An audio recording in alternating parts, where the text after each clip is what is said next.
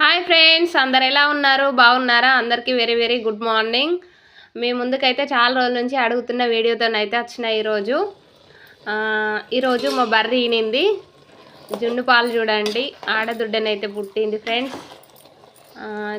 పాలైతే పితికి జున్ను అయితే రెడీ చేసిన చూడండి, చాలా బాగా వచ్చింది.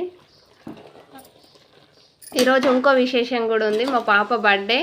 అలాగే ఇదొకటి 2. మా పాప పేరు వచ్చేసి అయితే సుదీప్తి. మీ బ్లెస్సింగ్స్ అయితే ఇవ్వండి ఫ్రెండ్స్.